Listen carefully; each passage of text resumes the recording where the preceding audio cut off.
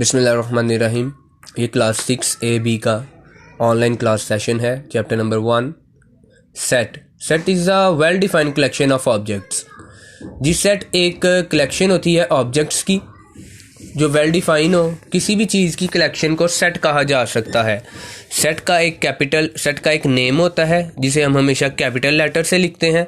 Set हमेशा curl brackets के अंदर लिखा जाता है। जैसे अगर मैं आपको कह दूं कि मल्टीपल्स ऑफ 2 लिखें तो 2, 4, 6, 8 अप टू सो ऑन। 2, 4, 6, 8, 10। तो ये एक क्या है, सेट बन गया है। ठीक है, सेट की एग्जांपल ऐसे ही है कि जैसे सोलर सिस्टम आप ले लें। सोलर सिस्टम में मेरे पास अर्थ, मार्स, वीनस, हमें पता है कि Earth, Mars, Venus, Jupiter, Saturn, Neptune, sun, moon, ये सारी चीज़ें मिलके बनाती क्या है, सेट। जब एक ऐसी चीज़ों का हजूम जो मिलके हमें एक ही कॉमन नेम दे दे उसे हम क्या कह देते हैं, सेट। फॉर एग्जांपल अगर एक टेबल पे बर्तन पड़े हुए हैं, ग्लास है, बाउल है, प्लेट है, फॉक है, स्पून है, तो मैं इन सब का अलग अलग नेम लेने के बजाय कह दूंगा कि दीज आर यूटेंसिल्स। ये बर्तन पड़े हुए हैं और बर्तन क्या हो जाएगा, वो एक सेट हो जाएगा। वेल डिफाइन का मतलब क्या है कि object with specific property, example solar system, junk food. Well define होने का मतलब यह है कि भाईजान कि जो भी हमारे पास स्टूडेंट्स, जो भी हमारे पास सेट हो, उस सेट में हर एक चीज़ आपस में रिलेट कर रही हो, एक जैसी चीज़ें हो। जैसे फॉर एग्जांपल लेज़ ले लें। लेज़ में हमारे पास मुख्तलिफ फ्लेवर है, जैसे सॉल्ट है, मसाला है, फ्रेंच चीज़ है। तो ये सारी चीज़ें क्या हैं, लेज़ के रिलेटेड है, चिप्स के रिलेटेड हैं। ऑन द अदर हैंड अगर हम लेज़ और बिस्किट को दोनों को एक ही सेट में लिखें तो वो सेट ही नहीं होगा, क्योंकि लेज़ एक डिफरेंट चीज़ है, वो पोटैटो से बन के मिलके बनती है, और बिस्किट्स हमारे मैदा और आटे से मिलके बनते हैं। यानी कि वेल डिफाइन होने के लिए ऑब्जेक्ट का सेम होना ज़रूरी है। डिस्टिंक्ट का मतलब क्या है, डिफरेंट ऑब्जेक्ट्स नो सेम। यानी कि जो ऑब्जेक्ट एक दफ़ा सेट में लिख दिया गया है वो दोबारा नहीं होना चाहिए। जैसे स्टेशनरी के सेट की एग्जांपल है कि देखिए मेरे पास पेन है, रबर है, शार्पनर है, पेंसिल है। ये सारी चीज़ें मिला के क्या बन जाता है, सेट ऑफ स्टेशनरी आइटम्स। ये सारी चीज़ें एक ही वेल डिफाइन भी हो जाती हैं। क्यों वेल डिफाइन हो जाती हैं, सेम प्रॉपर्टी, क्योंकि ये सारी चीज़ें एक ही काम करने के लिए यूज़ होती हैं, और वो है पढ़ाई, स्टडी मटेरियल के लिए। डिस्टिंक्ट है, ये डिफरेंट भी हैं, क्योंकि पेन पेंसिल जैसा नहीं है और रबर शार्पनर जैसा नहीं है। अब आगे आ जाता है मेंबर और elements. The object in a set are called members और एलिमेंट्स ऑफ सेट। मेंबर और एलिमेंट क्या होते हैं, जैसे pen, pencil, rubber, sharpener, set of stationery है। ये सारी चीज़ें मिला के अगर मैं इनको बोलना चाहूँ तो मैं बोलूँगा सेट ऑफ स्टेशनरी। अब आप गौर करें कि जो सेट के अंदर ये जो चीज़ें हैं जिन्होंने मिलकर सेट को क्रिएट किया, वो सारी चीज़ें मेंबर्स ऑफ सेट हैं। फॉर एग्जांपल अगर मेरे पास रोज़, लिली और लूटस का एक फूल है, 3 फूल हैं, एक रोज़ का, एक लिली का और लूटस का, तो ये तीनों फूलों को मैं एक ब्रैकेट में लिख दूं और उनको ब्रैकेट को नाम दे दूं A, B या C, कोई भी अपनी मर्जी का। तो ये सारी ब्रैकेट और वो नाम क्या कहलाएगा, सेट ऑफ फ्लावर्स। और अब आपको पता है रोज़ लिली से अलग होता है और लिली लूटस से अलग होती है, तीनों फूल एक जैसे नहीं हैं। आ जाते हैं क्वेश्चन नंबर 1 पे। क्वेश्चन नंबर 1 पे हमने वेल डिफाइंड सेट्स को चूज़ करना है। Test cricket captain of Pakistan. जी एक वेल डिफाइंड सेट है। क्यों वेल डिफाइन है, देखें जी, ये वेल डिफाइन इसलिए है कि सारे क्रिकेट के प्लेयर्स की ही बात हो रही है। इसमें कैप्टन ऑफ पाकिस्तान अगर होता तो उसमें तो फुटबॉल का कैप्टन भी होता, हॉकी के कैप्टन्स भी होते, रग्बी के कैप्टन्स भी होते, लेकिन यहाँ पे कह दिया गया है टेस्ट क्रिकेट, यानी कि सिर्फ क्रिकेट से रिलेटेड ही कैप्टन्स का नाम इस लिस्ट में आ सकता है। तो ये एक वेल डिफाइन है।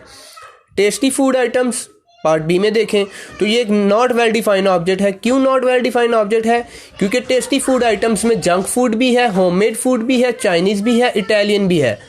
यहाँ पे सिर्फ फूड आइटम्स है, कुछ बताया नहीं गया कि कौन सी फूड आइटम्स टेस्टी हैं, इधर चाइनीज़, इटालियन, जंक या होममेड।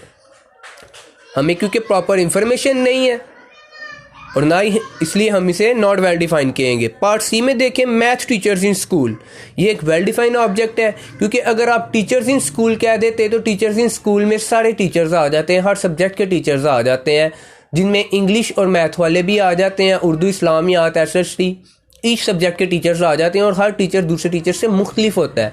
लेकिन वेल डिफाइन होने के लिए क्या ज़रूरी है कि ऑब्जेक्ट जो हो सेट के अंदर वाले उनका काम सेम हो।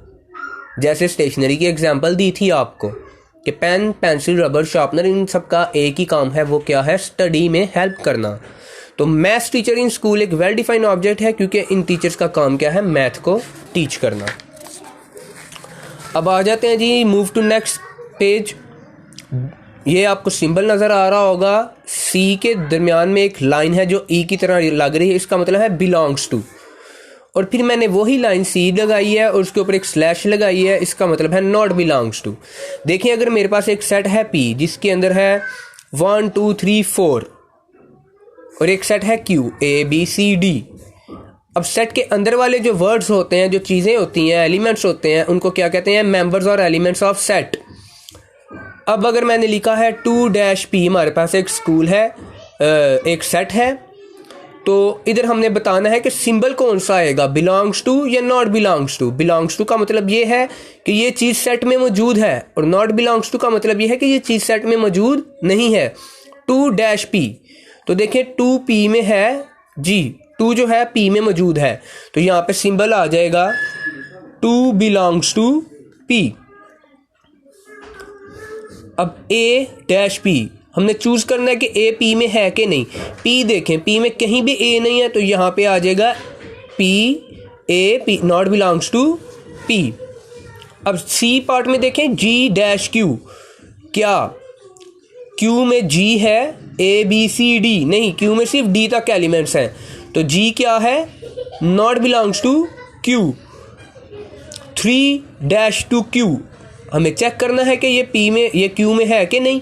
देखें जी, Q में कोई भी न्यूमरल नहीं है, कोई भी नंबर नहीं है, तो 3 नॉट बिलोंग्स टू Q। अब जी क्वेश्चन नंबर 3 पे आ जाते हैं। मैं आपको यहाँ पे हमें कहा गया कि काउंटिंग नंबर्स लेस देन 10, इसे हमने सेट फॉर्म में लिखना है, गो कि ये भी एक सेट फॉर्म है जिसे हम नेक्स्ट लेक्चर में पढ़ेंगे। तो सबसे पहले हम इसका एक नाम सपोज कर लेते हैं, लेट्स सपोज H। ठीक है जी, सेट को लिखने का तरीका यह है, कर्ली ब्रैकेट डाली जाती है, counting number less than 10। Less than 10 counting numbers कौन से हैं, 1 2 3 4 5 6 7 8 9।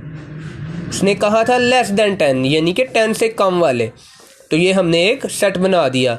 कलर्स इन अ रेनबो, हमें इसे भी सेट फॉर्म में लिखना है, तो हमें पता है कि रेनबो के कलर्स कौन से होते हैं, red, blue, green, yellow, orange, indigo, violet.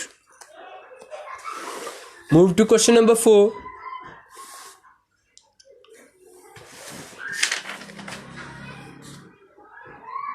यहां पे हमें पता करना है कि कौन सी स्टेटमेंट सेट बना रही हैं। स्ट्रॉन्ग पीपल इन टाउन, क्या ये कुछ सेट बन सकता है?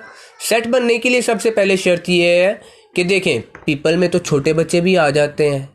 पीपल का मतलब क्या है कि इंसान, ह्यूमंस, जिसमें छोटे बच्चे भी आ जाते हैं, मेल भी आ जाते हैं, फीमेल भी आ जाते हैं, दुबले पतले सारे आ जाते हैं, लंबे छोटे। तो यहाँ पे स्ट्रॉन्ग पीपल इन टाउन, उसने कोई एज लिमिट नहीं दी हमें, जिसकी वजह से ये एक सेट नहीं बनता, नॉट अ सेट। क्यों सेट नहीं है? क्योंकि स्ट्रॉन्ग पीपल इन टाउन में एक स्पेसिफिक एज होनी चाहिए। फेमस फिल्म एक्टर्स, क्या ये एक सेट है कि नहीं? जी, ये एक सेट नहीं है। क्यों नहीं है? क्योंकि हमें नहीं पता कि कौन सी फिल्म के एक्टर्स, किन फिल्म्स के एक्टर्स की बात हो रही है। इंडिया वालों की, इंग्लिश मूवीज़ की बात हो रही है या पाकिस्तानी मूवीज़ की बात हो रही है, हमें बताना चाहिए। और मेल फिल्म एक्टर्स की बात हो रही है या फीमेल फिल्म एक्टर्स की बात हो रही है, कुछ भी इंफॉर्मेशन क्लियर नहीं है, इसलिए ये भी एक नॉट अ सेट है। रिवर्स ऑफ पंजाब, अब यहाँ पे देखें ये एक सेट है या नहीं, रिवर्स ऑफ पंजाब। जी एक सेट है, क्यों? क्योंकि यहाँ पे उसने बता दिया कि रिवर्स ऑफ पंजाब, पंजाब में कितने दरिया हैं उनके नाम लिखें, और वो हमें मालूम है। उसने पंजाब बोल दिया। अगर वो लिखता रिवर्स ऑफ वर्ल्ड तो ये सेट नहीं था, या वो लिख देता नेम ऑफ रिवर्स तो ये भी एक सेट नहीं था। रिवर्स का नाम तो हम कोई भी फिर रख सकते हैं अपने से। यहाँ पे उसने कह दिया कि रिवर्स ऑफ पंजाब, तो हमें सिर्फ पंजाब के रिवर्स का नाम लिखना है, जो कि है चनाब, सतलुज, रावी, ब्यास, जेहलम। होप आपको ये लेक्चर समझ आ चुका होगा। आज का होमवर्क है एक्सरसाइज